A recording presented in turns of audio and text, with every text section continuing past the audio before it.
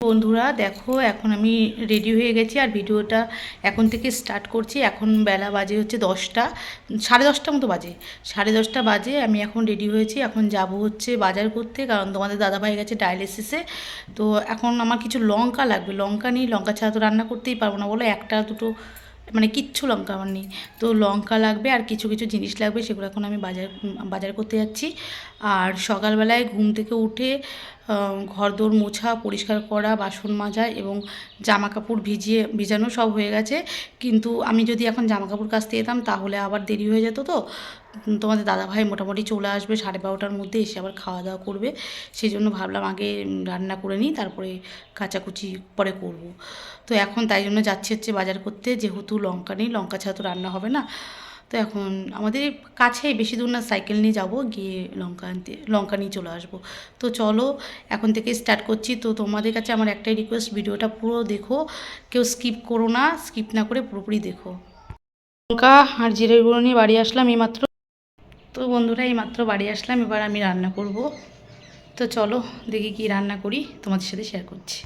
দেখো আজকে আমার রান্না হবে বাটা মাছ দিয়ে, বেগুন দিয়ে তরকারি, আলু দিয়ে।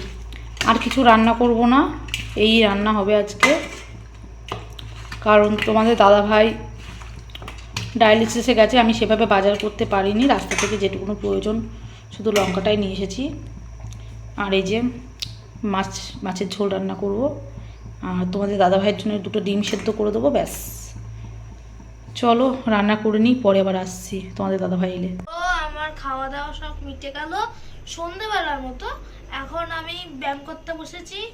তো প্রতিদিন আর কি ব্যায়াম দেখাবো, তাই এই একটা ব্যায়ামই তোমাদের সাথে শেয়ার করছি। আর ব্যায়াম করার পরে আবার তো তোমাদের দাদাভাইকে কেমন লাগছে তোমরা একটু জানাও। আর তোমাদের দাদাভাই এখন বসে বসে শুকনো মুড়ি খাচ্ছে। আর দেখো জামা কাপড় সব কাচাকুচি করেছিলাম, কিছু গোছানো হয়নি, একটু পরে গোছাবো। এখন একটু বেরোতে হবে আমাদেরকে। টাইম পাবো না, কেননা কালকে একটা ছোট ভাড়া আছে, ভাড়াতে যাবো। আজ শরীরটা ভালো আছে বলে আর সেলুনটা ফাঁকা আছে, তাই জন্য চুল দাড়িটা কেটে নিলাম। তারপর তোমাদের দাদাভাই শরীর খারাপের জন্য 3-4 দিন পুরো বাড়িতে বসেছিলাম, বেরোয়নি। কালকে একটু বেরোতে হবে, না বেরোলে বুঝতেই পারছো, পয়সা কড়িও দরকার। তোমাদের দাদাভাইয়ের না বেরোলে কিছু ওষুধ কিনতে হবে, তারপরে ধরো আমাদের সংসারও চাপ, অনেক কিছুই প্রবলেম, কিছু করার নেই আমাদের। সেটা তোমাদের দাদাভাই যখন সুস্থ থাকবে তখনই একমাত্র কাজে যাবে, আর অসুস্থ থাকলে তো কিছু করার নেই। চলো রেডি হই। আমি তো রেডি হয়ে গেছি, তুমি? আমিও তো রেডি হয়ে আছি, তুমি শুধু জ্যাকেটটা পরো। চলো চলো যাই, একটুখানি যাও। বাজার করবে তো নাকি? বাজার করবো, দেখি আবার কিছু কেনাকাটিও আছে। হ্যাঁ, বোনের বিয়ে আছে তো, কিছু একটা তো দিতে হবে।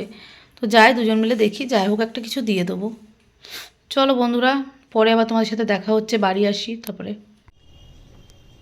কি করছো তুমি এখন? হ্যাঁ লিখতে বসেছি। কি লিখছো?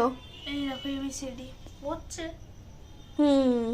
তুমি বড় হাতেরটা পারতে আর ছোট হাতেরটা পারতে না, তাই তো? পারতাম, ভুলে গেছি ভুলে গেছে। এখন ছোট হাতের এবিসিডি করছে। এরপর কি করবে? এরপর এইগুলো করে নিজের নাম বাবার নাম লিখবো। অনেকদিন দেখায়নি তোমাদের দাদাভাই রাতেবেলায় কি করে। এই যে গাড়ি মুছছে, প্রতিদিনই মোছে, আর গাড়ি ধোয়ার পরে তো আরও বেশি মোছে। কি গো, তুমি না যে ডায়ালিসিস করে এসছো, তা কি রেস্ট নিলে কি হবে? আর ডায়ালিসিস করে এসছো, কালকে মুছতে। কালকে সকালে তো সে তো দুপুরে বেরোবে।